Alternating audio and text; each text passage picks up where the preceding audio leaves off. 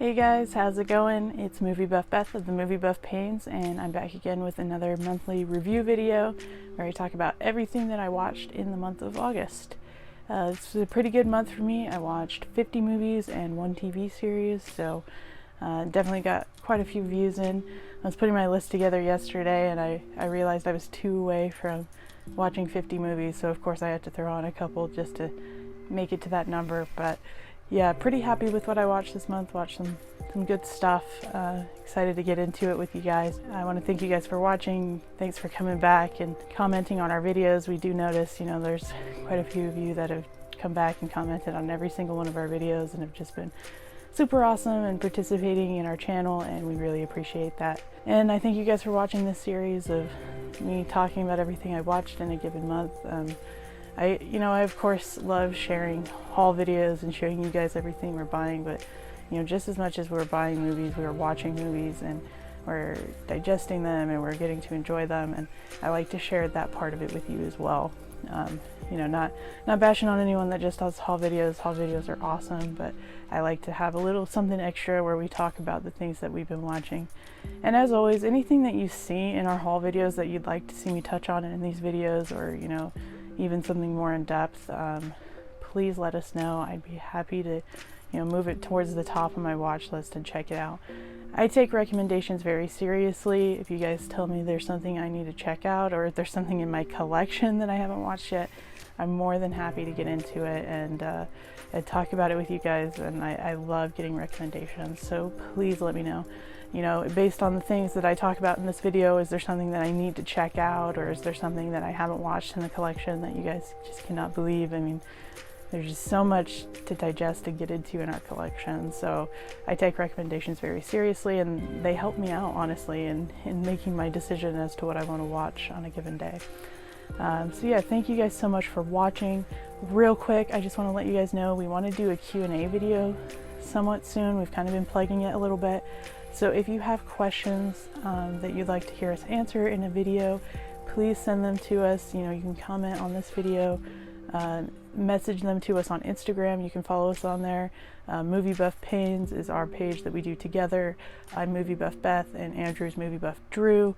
So give us a follow, send us messages, ask us questions.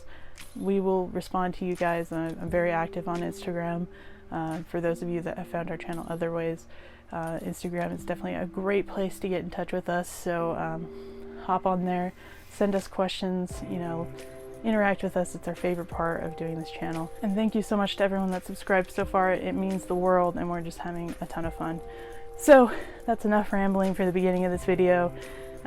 We'll go ahead and dive right into everything that I watched in the month of August. First movie that I watched is from 1990, and that is Class of 1999.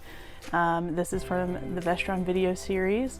Had never seen this one before. I had seen Class of 1984, and I really enjoyed that one.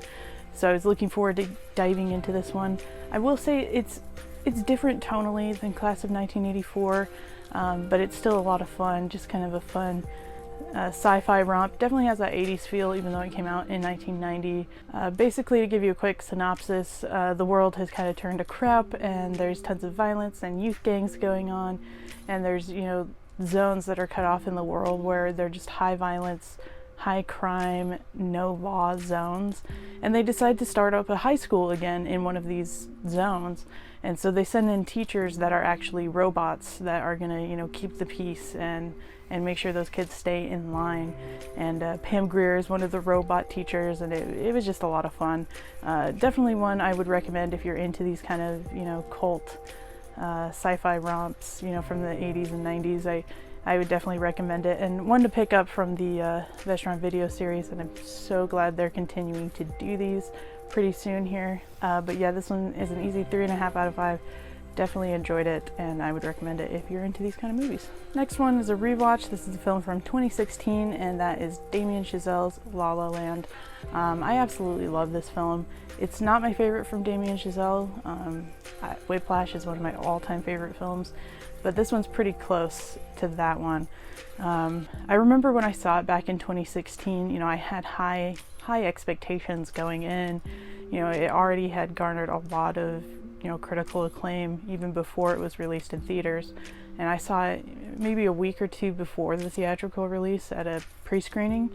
And I remember just walking away just feeling so happy to be alive. Like, it just reminded me why I love cinema and why I love movies. And it just had that movie magic that so often is missing, in movies nowadays. And I don't mean to sound like, one of those people that just hates modern movies, because I love tons of modern movies, but it definitely had some of the magic of classic Hollywood, and that's definitely what Damien Chazelle was going for.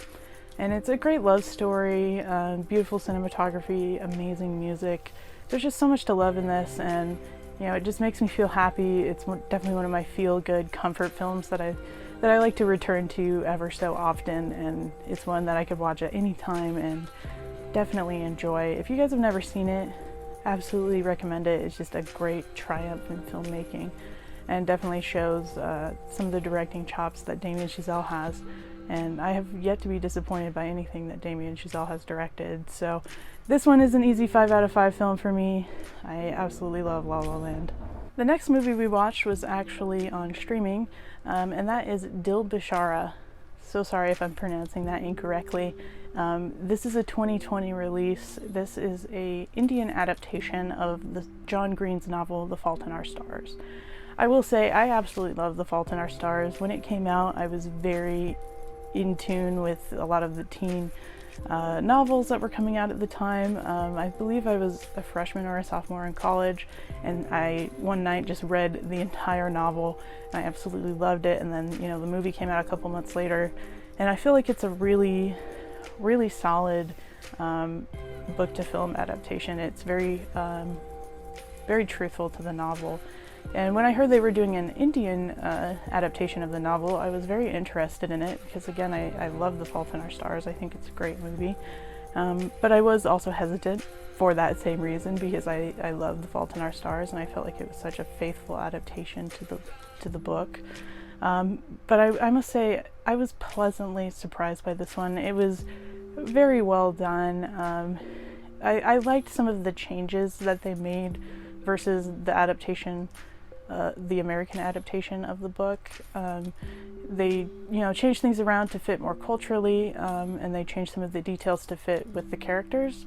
And honestly, I feel like the characters in this adaptation were a lot more fleshed out than they were in The Fault in Our Stars. And that's not a hate on The Fault in Our Stars, because I feel like there's some great characters in that as well, but a lot of the side characters weren't as well developed as our two lead characters.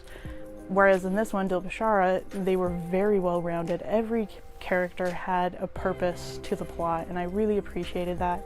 And the two leads were so charming, and just magnetic chemistry between the two of them. And it's very tragic. The male lead of this film actually committed suicide before the film was even released, and just absolutely heartbreaking to hear that. But yeah, it was a very well done adaptation. It's definitely not getting a lot of attention here in the States, but it definitely should be. It's just a very well done film, and if you enjoy The Fault in Our Stars, whether it's the book or the film, I think that you'll find something to enjoy this one. And again, it just was such a feel-good movie, so enjoyable. I absolutely loved it, and I would give it a 4.5 out of 5. Next one I watched is another one I streamed, this one on Shudder, which I don't use enough. As you can see, I have tons of physical media, and Shudder is really good at releasing a lot of their films on physical media, so I often don't find myself watching things on Shudder, but this one definitely intrigued me, and it's a film from 2020 as well, and that is Host. The unique thing about this film is that it was filmed entirely over Zoom, which is something that we've all become familiar with in these last few months of quarantine and staying at home and finding ways to connect with each other without being physically together.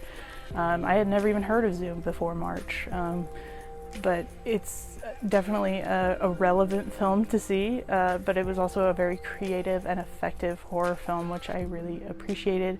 It comes in at a little under an hour, so a very quick watch. I remember, it was close to when I wanted to go to bed, but I didn't really want to watch a TV show, and I was like, well, what can I stay awake for? And this was the perfect choice, although It was a little scary to watch alone in the dark right before I went to bed. But basically, these friends are, they're all experiencing the quarantine that we're experiencing, and they're trying to find ways to connect and spend time together. So this group of friends decide, why don't we have a little seance over Zoom? As we all do when we get really bored, just decide to have a seance. And so they get together one night over Zoom, they have a medium join them, and they're just gonna have a seance.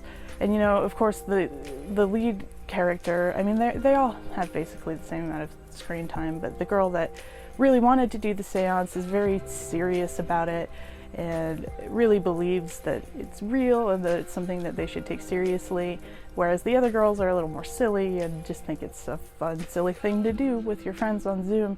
And that's all I'll really say about it, but because I don't want to get into spoiler territory. Again, it's only about like a 50-minute film, but it's very effective. It has a lot of jump scares, but there are just a few scares that just get under your skin. I remember there was one scene that, it terrified me.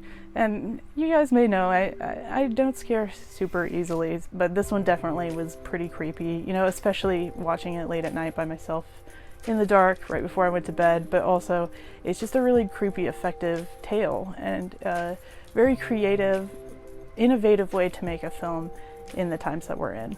And if you guys have Shudder, I definitely recommend checking it out. It's very easy to find like free trials for Shudder. In fact, I probably have a code laying around somewhere, but yeah, definitely check out Host on Shudder. Check out Shudder and all of the great horror content that they have on there. But this film I would give an easy 4 out of 5. The next film I watched was Roman Polanski's The Tenant. This one was released in 1976 and was recently put on Blu-ray by Scream Factory. I am a big fan of Roman Polanski's films. Rosemary's Baby is just fantastic. Repulsion, I really like his horror films and his thrillers.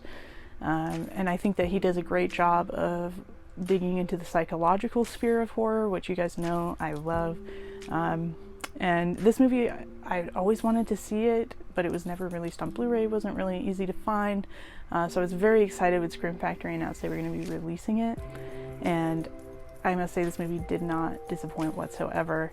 In the same vein of Repulsion and Rosemary's Baby, it plays on the psychological, and by the end you're kind of wondering what's real and what's not, and you're really kind of in it with this character, wondering what is going on in the world. And I really like Roman Polanski's ability to really pull you into his films and pull you into the experience of his characters. And I think that this movie was no exception. I won't say too much about the plot because I don't want to give anything away, but if you like psychological horror films where it's a little surreal and you don't really know what's real and what's not, I would definitely recommend The Tenant. Great film and a great release from Scream Factory. I give this one a 4.5 out of 5. The next film I watched is from 1969, and that is Umberto Lenzi's Orgasmo. This, of course, is in the new box set from Severin, the Baker Lenzi box set. Great Giallo box set that they recently released. This film I very much enjoyed. I've really been loving diving into 60s cinema lately.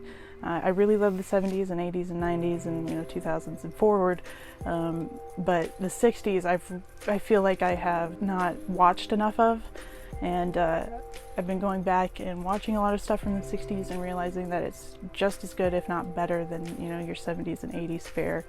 And this is definitely no exception. This came out in 1969, so pretty close to the 70s, but this is a very well done giallo.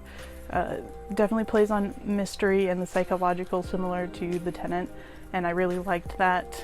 The whole time you're kind of wondering, what's going on, and you're trying to solve the mystery along with the characters.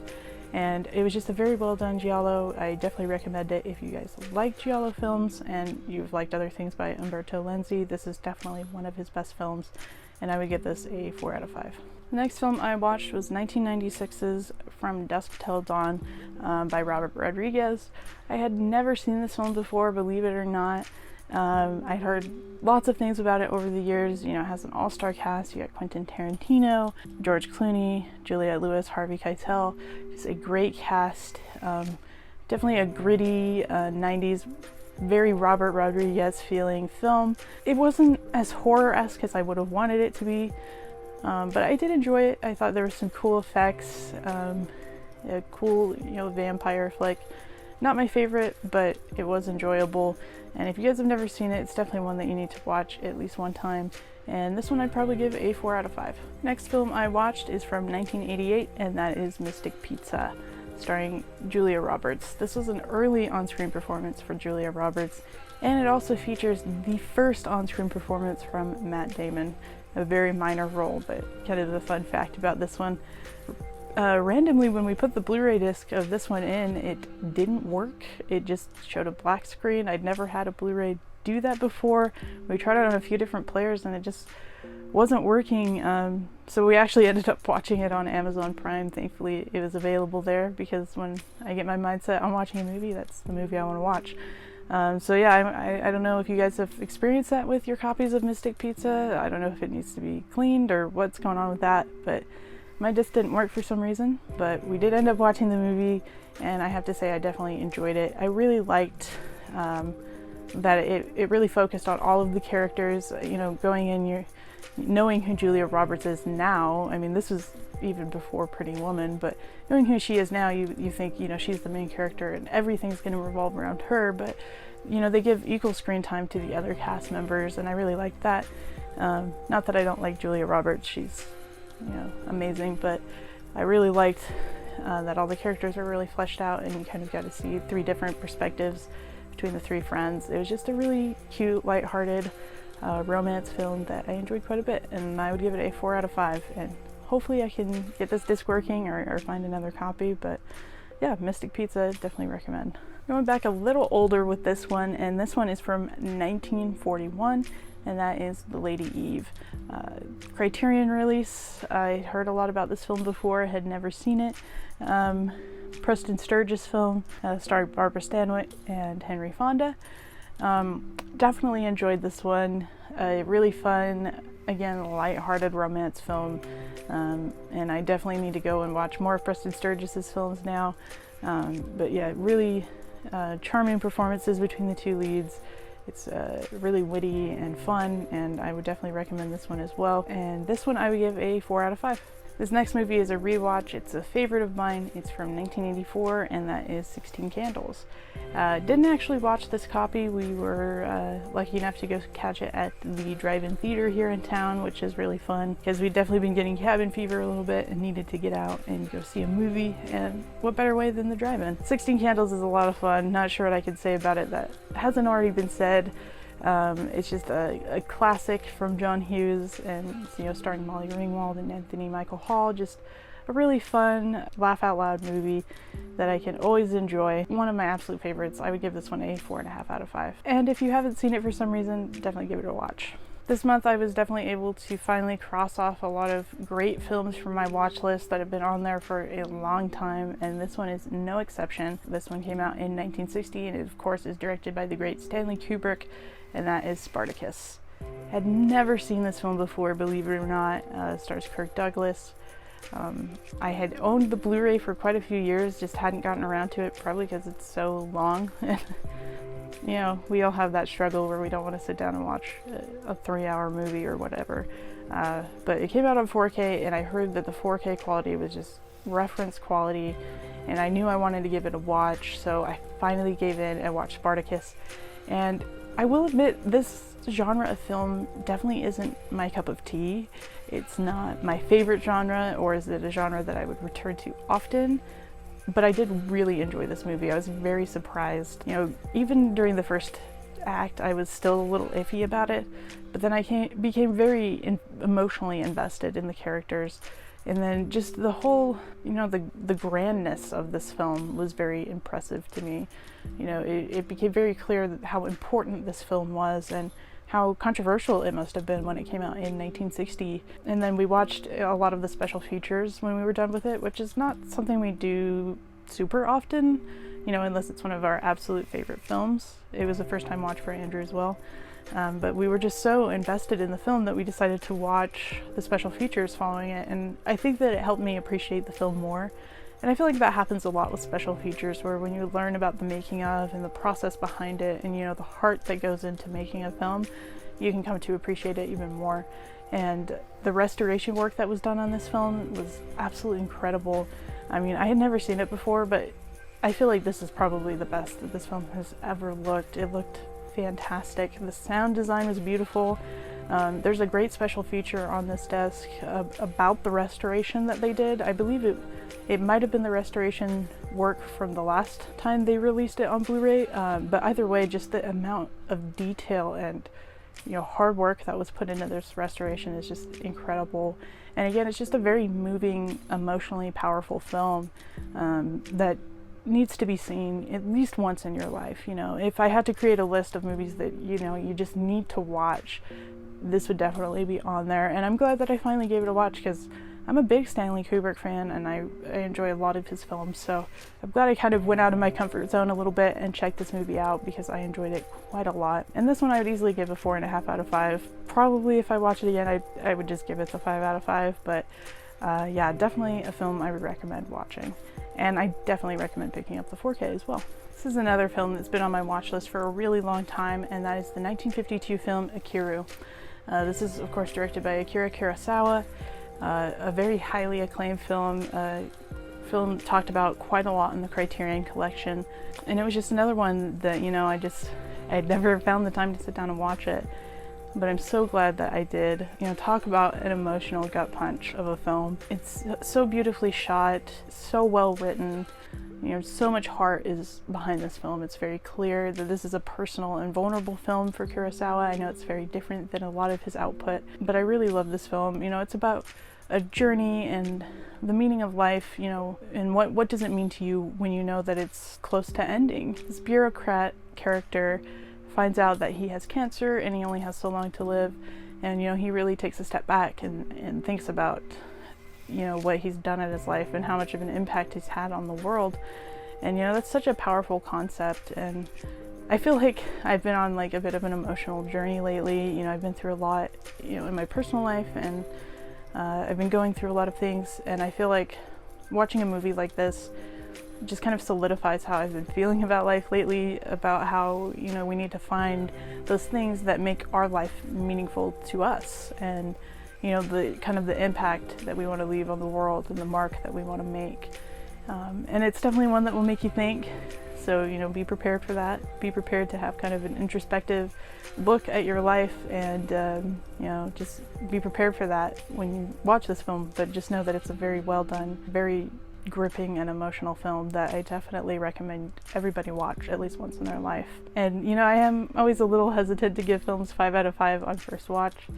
Although, you know, just thinking about it now, I probably would give it a 5 out of 5. I wrote 4.5 out of 5 down, but, you know, it's a near perfect film. Definitely one that I recommend.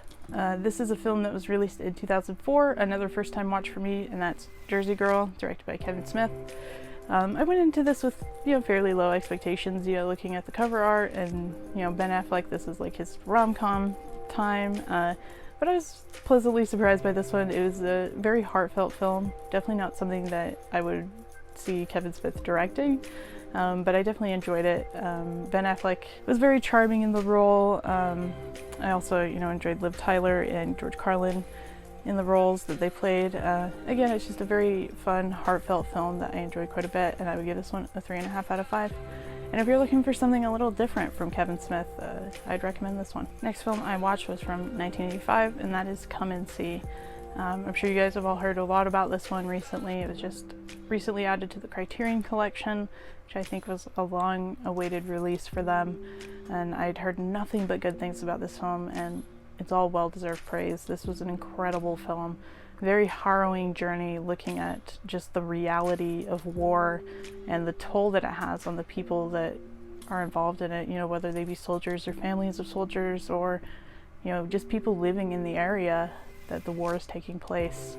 And, you know, this is not an easy watch. It's a very difficult watch, very emotional watch. Some disturbing things happen in this movie, but I think that it's another film that's just so important to watch, to really understand, you know, the difficulties that people go through in war. And Yeah, I absolutely love this film.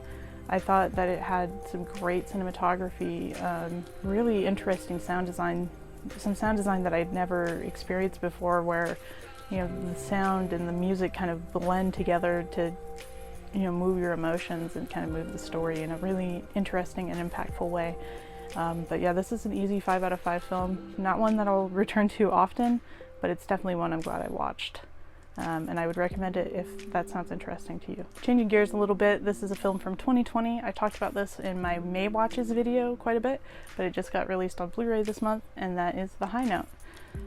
If you guys watched my May Watches video, you know that I absolutely love this film, and that has not changed. The day I bought it, I came home and I put it straight in the Blu-ray player. This is just one of those movies that just begs to be watched to, you know, put yourself in a good mood, and one of my favorite comfort feel-good films for sure. If you guys haven't seen this one yet, I highly recommend it. It's got a great soundtrack, really fun performances, just a fun feel-good story. You know, nothing to take too seriously, but just a heck of a lot of fun, and I definitely recommend picking this one up on Blu-ray. That's The High Note, and I give this one a 4.5 out of 5. The next movie I watched is from 1962, and that is Lolita. This is directed by Stanley Kubrick. I decided to watch this one, you know, it was a few days after we watched Spartacus, and like I said, I've been getting into 60s cinema quite a bit, and this was a Kubrick film that I had not seen yet, and I was kind of surprised because it was, you know, a lot more up my alley than, say, the likes of Spartacus, but I enjoyed this film. I thought it had some good performances. James Mason was fantastic here. I don't think this is Kubrick's best film by any means, but a highly enjoyable thriller. I would give this one a 4 out of 5. Next movie I watched is another 2020 film. This one was on HBO Max, and that is An American Pickle. The whole premise of this movie is just kind of silly, but definitely something that is just fun to throw on and enjoy.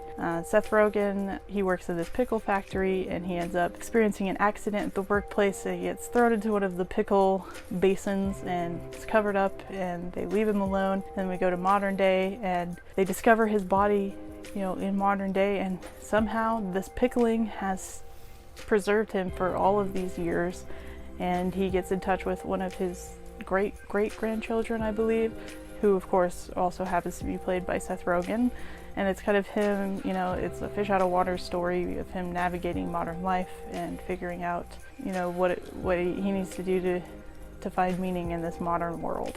And it's a very silly premise, but it was a cute film. I'd say the first 2/3 are the best part. The third act lost me a little bit, but overall it was an enjoyable film. Really fun performance from Seth Rogen, you know, of course doing the dual role. And I would give this one a 3.5 out of 5, and I'd recommend checking it out on HBO Max if you get the chance. The next film I watched was a rewatch, and that is 2005's Brokeback Mountain. Andrew had never seen this film before, and, you know, I talked about it in my, you know, favorite film from every year I've been alive. This is my favorite film from 2005, and I was like, you gotta watch this movie. Just a very powerful film. Great performances from Heath Ledger and Jake Gyllenhaal. And if you guys have never seen it for some reason, definitely get around to it because it's well worth your time. And I would easily give this film a 4.5 out of 5. Alright, the next film I watched was 1964's The Umbrellas of Cherbourg. Not sure if I'm saying that right. Sorry if I'm saying it wrong. You guys know by now I suck at pronunciation. But this is a Jacques Demy film from the Jacques Demy collection from Criterion. And I watched this one mostly because it was a huge inspiration in Damien Chazelle's La La Land. And like I said, I watched that one earlier this month. This film was amazing. I'm not a huge musical fan, however this one blew me away. Just the colors and the emotion and everything about this movie I just loved. Another one, you know, similar to La La Land, it makes you fall in love with film, and you know, just the medium and the power that it has over you and your emotions. And it's a beautiful love story, some great performances, great beautiful music, and I enjoyed this one very much. I give this one a 5 out of 5. So similarly to how we had to dive into the Jacques Demy set, we had to dive into the Jacques Tati set, and that brought us to 1949's Jour de Fête. Probably saying that wrong as well, but yeah, I had never seen any Jacques Tati film.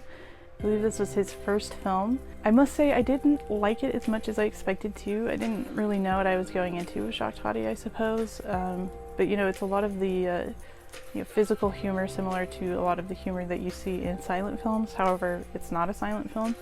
And I will say, like Charlie Chaplin, I've only seen one of his films so far, and I didn't love it too much. I didn't connect to it too well, and I felt a similar way with this one. I'm of course going to watch more Jacques Tati films, but I just feel like I didn't connect to the kind of humor. I think that Andrew felt differently. I think he enjoyed this one more than me, and I know this is an unpopular opinion, but I just didn't really connect to the humor, and I found it to be a little redundant. But I can definitely see, that it's a well-made film, and it was influential in its own right. And I'd probably give this one about a 3 out of 5. Moving on, I watched 1942's The Palm Beach Story, another Preston Sturges film. We enjoyed The Lady Eve, so we wanted to check this one out. And similar to The Lady Eve, it was just a really fun romance film that had some really witty, fun humor. And it's one I would recommend if you are into these kind of romance films, and Preston Sturges as a director. I would give this one a 4 out of 5. Sorry guys, just trying to move through these a little quicker so this video is not terribly long. Next movie I watched was 1999's Deep Blue Sea. This is a rewatch for me. This was our way of capping off the end of Shark Week. If you would have asked me when I was a kid what my favorite movie was, this likely would have been the response. I've always loved this movie from the day I saw it. I probably saw it shortly after it came out. Maybe even saw it in theaters. I don't remember. I was only about 5 at the time, but always have loved this movie. In fact, I think I connected more with it when I was a kid than I did with Jaws, which I know is controversial. I know that Jaws is a better film, but I think I enjoyed this one more when I was a kid. Some great nostalgia there. Really fun shark movie. Probably one of the better shark movies that are out there.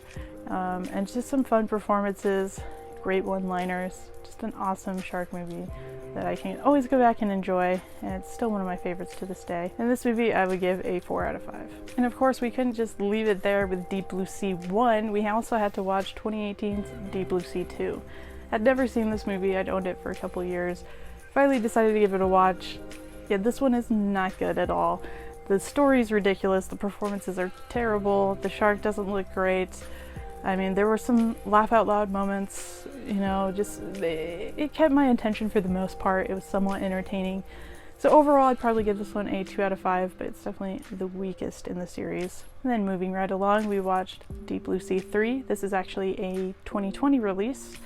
And I must say, this one was a lot more enjoyable. After the second one, I had very low expectations for this one, but I feel like they kind of dialed it back, kind of found the roots of it a little bit more. Of course, 2 and 3 both have ties back to the original Deep Blue Sea, which I did appreciate. This one, not a great movie by any means, but a lot more entertaining. I was a lot more invested in this film, and I'd probably give this one a 3 out of 5. And I'd recommend it if you're a fan of dumb shark movies. Next movie I watched was 1973's The Legend of Hell House. It was actually Black Cat Appreciation Day recently, and so I decided to randomly look up horror films that have to do with black cats, and this was one of the ones on the list, and I had never seen it before. Owned it from Scream Factory, so I decided to give it a watch. And this was a really creepy, effective horror film. I've always been a huge fan of 70s horror. I feel like a lot of it's very underrated. We always talk about 80s horror and 80s slashers, and of course I love those. They're amazing, but I think the 70s has a lot of real gems in there, and this one is no exception. Very creepy, some very effective jump scares. Overall, it was just a very eerie horror film that I enjoyed quite a bit. And any horror movie where a cat is attacking one of the characters, I love it. This one I'd give a 4 out of 5. Next movie I watched was 2007's Funny Games. Now, of course, this is a remake of the film from the 90s, which I've also seen.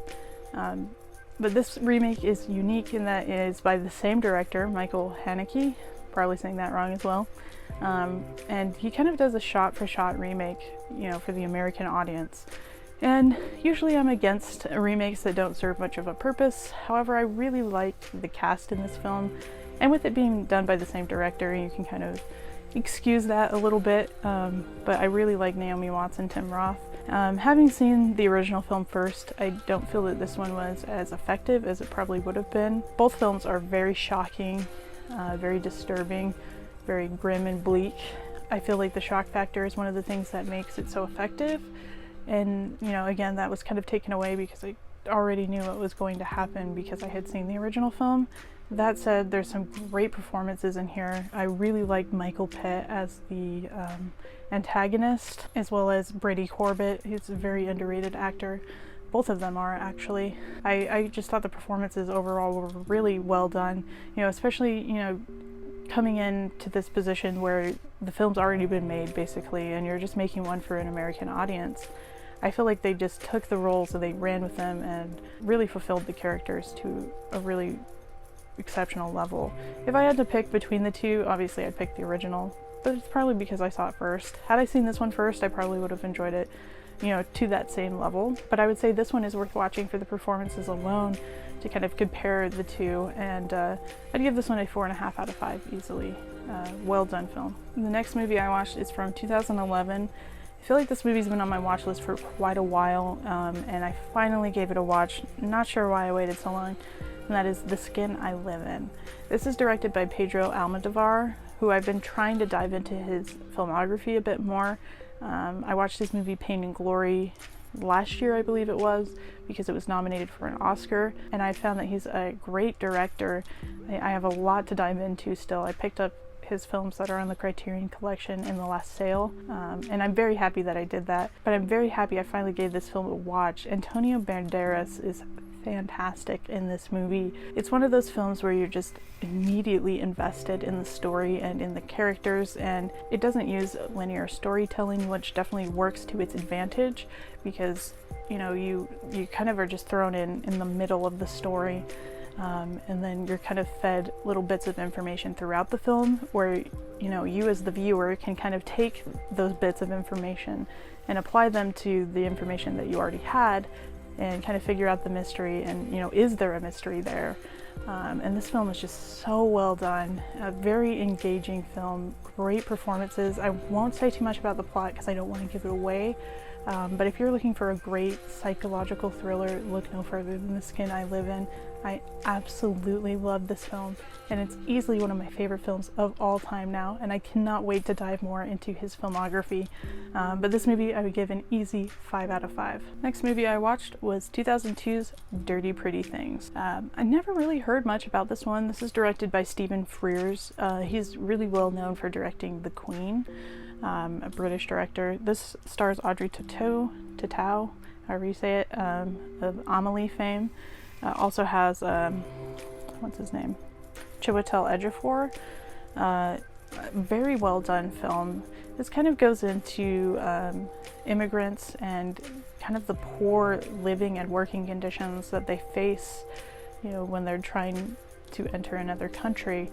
And that sounds really boring on the surface, but the way that this film is shot and the way the characters are built, it almost feels more like a thriller than a drama. So taking something that's a very dramatic and harrowing story and presenting it more as a thriller, it was a very ingenious idea of Stephen Frears to do, because it really made you pay attention to, you know, the emotional impact of the plot. And I think it was really well done. Very gripping, just a great overall film. I would give this one a 4 out of 5. This next one was a rewatch. It's a film from 2016 called Train to Busan. If you guys have never heard of this film, turn this video off and go watch it right now. This is a great zombie movie. I feel like this is a really good, like, entry-level foreign film to watch. If you're into horror films and zombie movies, give this one a watch. Like, it has subtitles, yeah, but it's a very accessible film and one that you can enjoy even if you're not normally into foreign films. It's not, you know, dialogue driven. It's definitely a lot more about the action, about the zombies.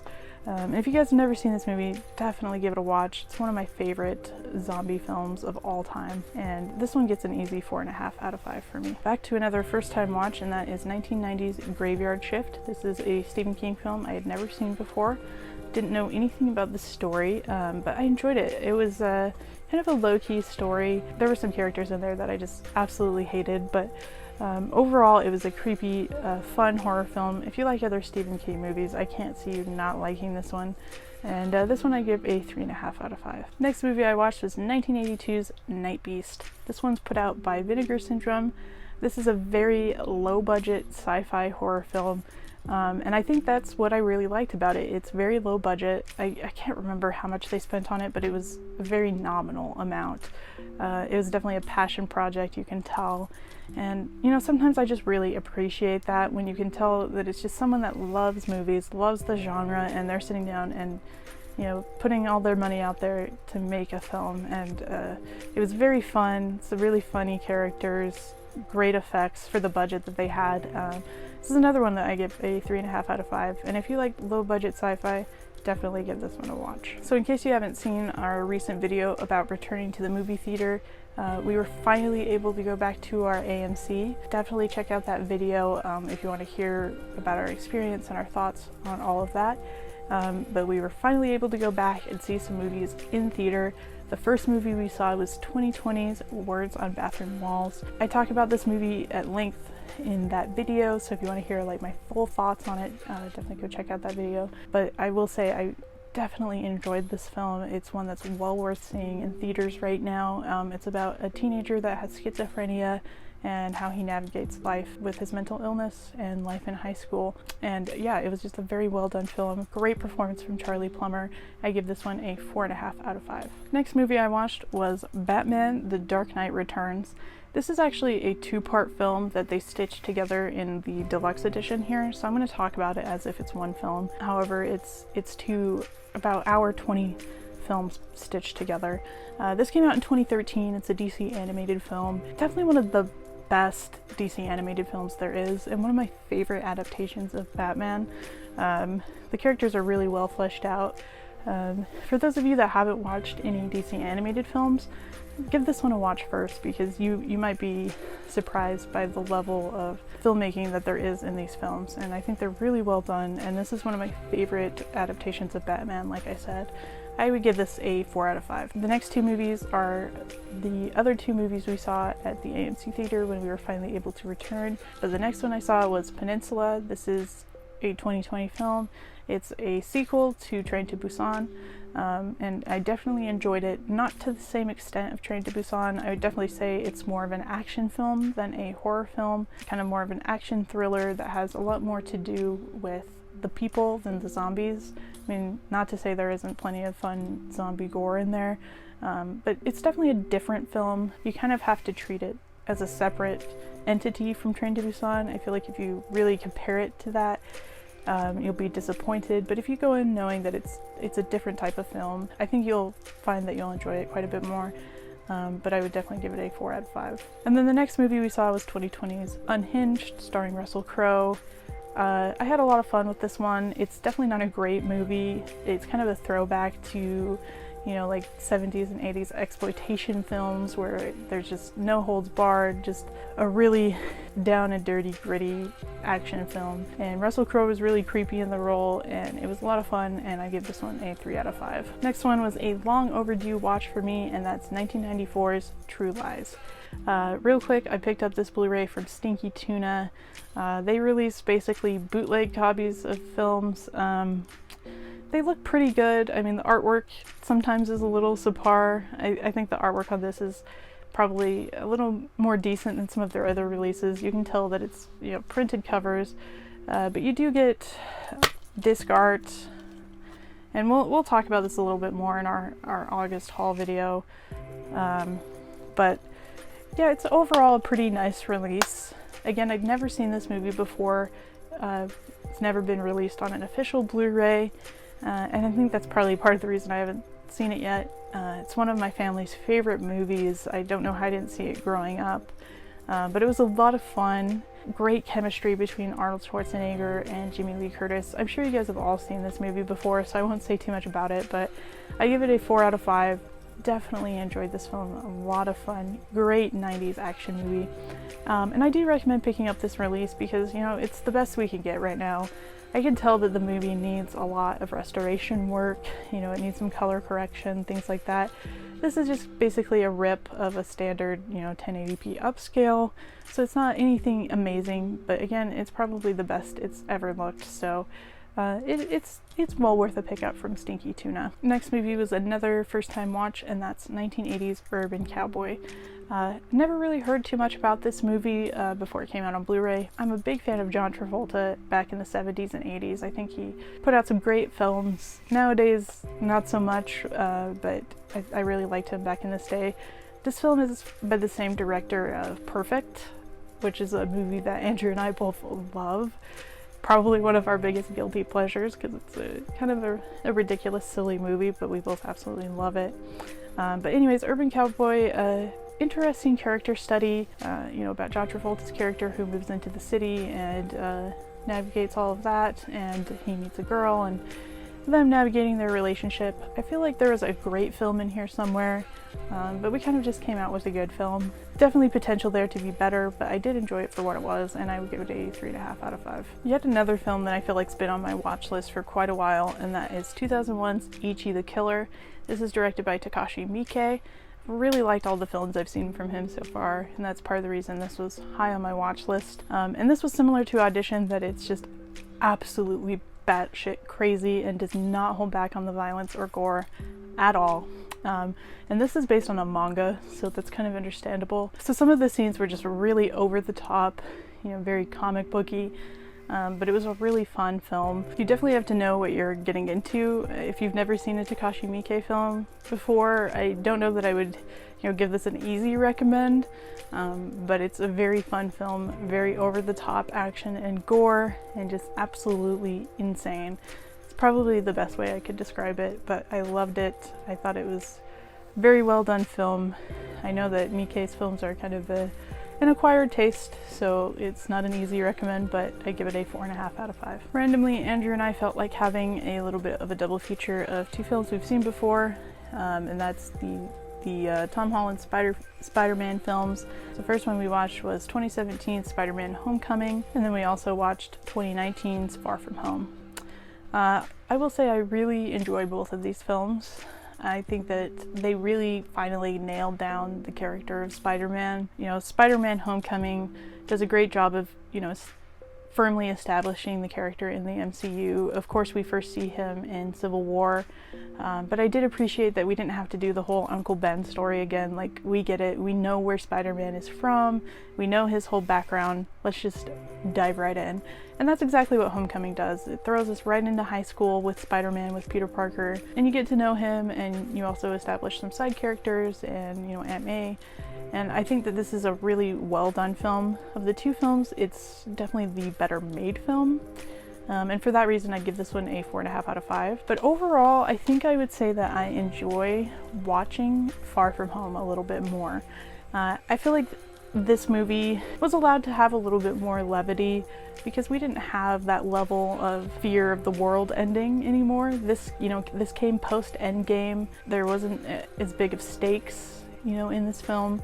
You're kind of presented that in the beginning, and if you've seen the movie, you kind of understand how that changes throughout the film. But I liked that you could just enjoy the character a little bit more and get to know him a little bit more. And I was telling Andrew that I feel like this movie is like a superhero movie mixed with a John Hughes film. Like, just a really fun, like, coming of age story going on in the middle of a superhero movie. And that's probably the reason that I enjoy this one a little bit more. However, I will say it's not as well made as Homecoming. The Jake Gyllenhaal's character, it was a little iffy at times, and I think Jake Gyllenhaal did the best he could with what he was given. And that was probably the biggest flaw with it, was Miss Farrow and all of that. But overall, it's just a really fun watch, and I would give this one a 4 out of 5. And if you guys haven't seen those movies, if you guys aren't super into the MCU, they're great standalone movies. Of course, there's some things that you might be confused on, not having seen the other films in the MCU, but overall I think they're great standalone movies and a really good depiction of the Spider-Man character. The next movie I watched was 2011's The Future. This is directed by Miranda July, who also did Me and You and Everyone You Know, and she's directing an upcoming film called Kajillionaire. And I saw the trailer for Kajillionaire when we were at the theater, and it just reminded me how I needed to watch this one because I loved her debut film. And I definitely enjoyed this one. Again, I've been on kind of a journey lately, so these you know, movies that kind of beg you to ask introspective questions and are a little more philosophical have been interesting to me. I know a lot of people didn't enjoy this one as much as her other film. However, it really spoke to me, and I felt like it was pretty profound. And Miranda July just has this great quirkiness to her that allows for really fun filmmaking and enjoyable movies. So this one I would give a 4 out of 5. Next one was a fun double feature, and that is the Bill and Ted movies. I had seen Excellent Adventure before, but never Bogus Journey. So it's really fun to watch them back to back. Excellent Adventure is just an absolute 80s classic. Really enjoyed this movie. I think that there's some really fun dynamics and some fun situations that you throw the characters into, and it's just, again, it's just an 80s classic. I give it 4 out of 5. And again, Bogus Journey, never seen before. Definitely not as good as the original film, still a lot of fun.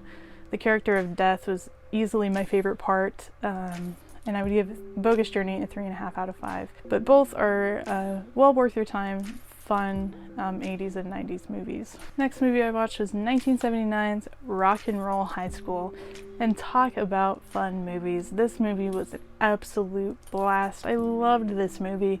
PJ Souls was the main motivation for watching this. Andrew and I actually met her at a convention last year, and she was just the sweetest lady, so much fun to meet. But I digress. This was a film that she starred in shortly after Halloween. Again, this came out in 1979, but she's absolutely so much fun in this movie. This movie is just an absolute blast. And you have the Ramones, you have great music, just a great overall fun movie. I know I keep saying that over and over again, but I was just over the moon with this one. I thought it was so much fun, and I just had a smile on my face the whole movie. This one is an easy 4 out of 5. And of course, this weekend I had to check out Bill and Ted Face the Music from 2020. And I must say, this movie was just a breath of fresh air for the year 2020. It's been a rough year for everyone. And it was just such a light-hearted, fun adventure film. You know, it wasn't great by any means, but it was just a breath of fresh air, just a great reason to smile. And seeing Bill and Ted together again, I mean, how can you not enjoy that? And adding in their daughters was great. You know, one of them played by Samara Weaving, which was awesome. The supporting cast was great, just a lot of fun. You know, a great way to just turn your brain off and forget all of the craziness going on in the world, and I definitely enjoyed it quite a bit, and I give it a 3.5 out of 5. So I was absolutely crushed the other day to hear of the passing of Chadwick Boseman. You know, he's become such an integral part of our culture and of the film community nowadays. You know, he's become just an absolute icon of an actor, and knowing that he's really only been a star for, you know, less than a decade was incredible, and just such an incredibly sad loss. And I realized that I had never seen the film that really put him on the map, and that is 2013's 42. So I was quick to fix that wrong. Check this out. Absolutely amazing film. Fantastic performance from Chadwick Boseman. It's no wonder this caught the attention of, you know, the movie world. He's just fantastic in this movie, and it's a very well done biopic about Jackie Robinson. An easy 4.5 out of 5 for me, and if you guys have never seen it, definitely check it out for Chadwick's performance alone. Alright, so we returned to the theater on Sunday to check out a couple more films. The first one was 2020's The New Mutants. As you guys all know, this movie has just been a production nightmare. It's been pushed back several times, several reshoots, just a whole mess leading up to this release, and I'm honestly amazed that it finally got a release. And I've been interested in this movie from day one. You know, it's an X-Men movie where you're mixing in some horror elements. At least that's what I garnered from the trailer. So for that reason alone, I was interested in it. I've always enjoyed the X-Men movies, some of my favorite superhero films actually. So I had some high hopes for it in the beginning. Of course, as time went on and, you know, as we kept pushing it back, my high hopes turned to not much of an expectation at all, to be honest. But I knew that when it hit theaters, I would go check it out with my AMC A-list, and we did just that. We saw it in Dolby Cinema. I will say, you know, going in with such low expectations, I think I came out somewhat pleased, somewhat satisfied. I didn't think it was horrible. I don't think it was the worst movie I've ever seen. You know, and this is coming from someone who kind of felt the same way about Dark Phoenix. I thought Dark Phoenix was somewhat enjoyable, and I kind of felt the same way about The New Mutants. There was definitely potential for a great movie in there.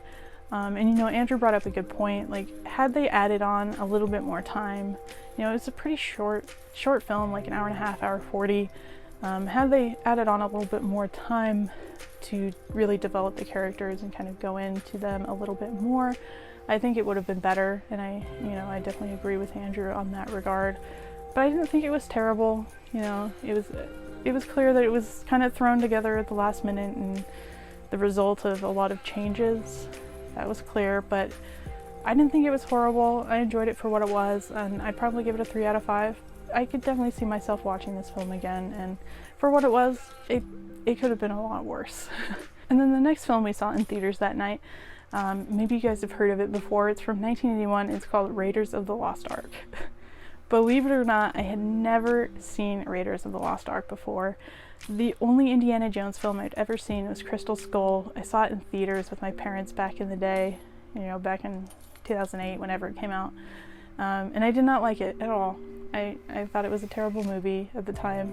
And I will say the adventure genre has never been one that I've really connected with and really sought after. So that's probably the reason I had never really seen this, because I was very disappointed with Crystal Skull, and the adventure genre is not my thing, really. But Andrew was like, it's playing in theaters, you know, we have our AMC A-list, we might as well go check it out. And I was like, okay, sure. So we gave it a watch. I didn't love it. I know that's a controversial opinion. It's just not my cup of tea, to be honest, but I did like it. I enjoyed it more than I probably thought I would. It's a very well done adventure film, great performances, lots of fun scenes, lots of fun action, and I'd definitely give it a 4 out of 5. I know this is, again, a controversial opinion. I didn't love it, but I get to see myself enjoying it more on future watches, you know, now that I kind of know what I'm in for. And of course, it's worlds better than the Crystal Skull, so I do feel bad for taking so long to have watched it, but I'm glad that I finally took that chance and took the opportunity to see it in theaters. That was a fun experience. Yeah, I do own the Indiana Jones films. They're some of Andrew's absolute favorites. So one of these days I will check out the other films, maybe watch Crystal Skull again, but I am happy that I can finally say I've seen Raiders of the Lost Ark. The next movie I watched is 1987's The Killer. This was recently put out by Vinegar Syndrome, stars Malcolm McDowell. Very interesting movie. Going into it kind of knowing the basic premise and the basic plot, I was like, okay, I kind of can guess where this movie's gonna go. Didn't go that way at all whatsoever. It was very different than I was expecting. Took a lot of turns that I definitely wasn't expecting, and I really appreciated that. Just a really fun mystery film that keeps you guessing the whole time. Great performance from Malcolm McDowell. He's a total creep. But yeah, really enjoyed this one. Give this one a 4 out of 5. Alright, and the last movie that I watched in the month of August is 2010's Inception. This, of course, is directed by Christopher Nolan. I'm sure you guys have all seen this movie before. This was not a first time watch for me, don't worry guys. I saw it back in theaters when it came out in 2010, and I've watched it a few times since then, but this was my first time watch on 4K. I will say it's just a beautiful quality 4K, and it has some great sound. I was surprised to see that it doesn't have a Dolby Atmos track, because I really felt like I was kind of experiencing that. So like the upscaling from the 5.1 to Dolby Atmos was really an experience. This is just a great film, a great suspenseful action film, some great performances, fantastic effects, just a feat in filmmaking for sure. You know, Christopher Nolan, every time he comes out with a new film, it's basically an event, and definitely looking forward to seeing Tenant soon here. But Inception, it's a really great film, 4.5 out of 5. If you guys haven't seen it for some reason, definitely give it a watch. And like I said in the beginning, I watched one TV series this month, although I did finally start watching Community. Andrew and I finally started watching it, and we're absolutely loving it. But we did finish one series, and that is 2019's Chernobyl. This is a miniseries on HBO. It came out last year, and we finally got around to it. And I must say, this was a fantastic miniseries. It was slow moving, but so gripping and so engaging. I honestly didn't know much about Chernobyl and what went on there and all of that. So watching this was really eye-opening and really interesting. It was great seeing like the heroes that were behind it, because, you know, it was awful what happened, but it could have been so much worse, and there was a lot of people that were integral to that result. and just fantastic performances. I was especially impressed by Jared Harris and Emily Watson and Stellan Skarsgård. Just some great performances overall, just a fantastic miniseries. If you guys haven't watched it for any reason, give it a watch. Easy 5 out of 5 for me. So as always, before I leave you guys, I'm going to talk about my least favorite watch, my favorite watch of the month, as well as my recommendation of the month for you guys. Sorry I've been blabbering on for far too long this month. If you guys have somehow made it to the end of this video, thank you so much. My least favorite watch of the month would be Deep Blue Sea 2. I'm sure you guys aren't too awfully surprised by this one. Would not recommend this movie, guys. And of course, my favorite watch of the month would be The Skin I Live In. I watched so many great things this month, guys, like so many great movies. Like, it could have been any of these, but The Skin I Live In is definitely one that's going to stick with me for a while. And like I said, it's one of my all-time favorite films now. And of course, I recommend this movie to you. And my recommendation of the month would be Words on Bathroom Walls. As theaters are starting to open up more, definitely check and see if this movie's playing near you, because it's well worth your time. It's well worth the watch. It's not getting a ton of attention in social media, so I just want to put it out there that it's a great film. It really tackles mental health and the complexity of it very well, and one of my favorite performances of the year so far from Charlie Plummer. So again, thank you guys so much for watching. I know this has been a really long video, but I do appreciate it. I appreciate all of the likes and comments that we get on our videos. I love interacting with you guys. Again, if you have any recommendations for me, please let me know in the comments below. What was the favorite thing you guys watched in August? Please let me know. Thank you guys so much for watching. Don't forget to hit the thumbs up on this video if you enjoyed it. Leave a comment down below. Don't forget to hit the bell to get notifications when we upload new videos, and don't forget to subscribe. Again, thanks so much for watching, and I'll see you on the next one.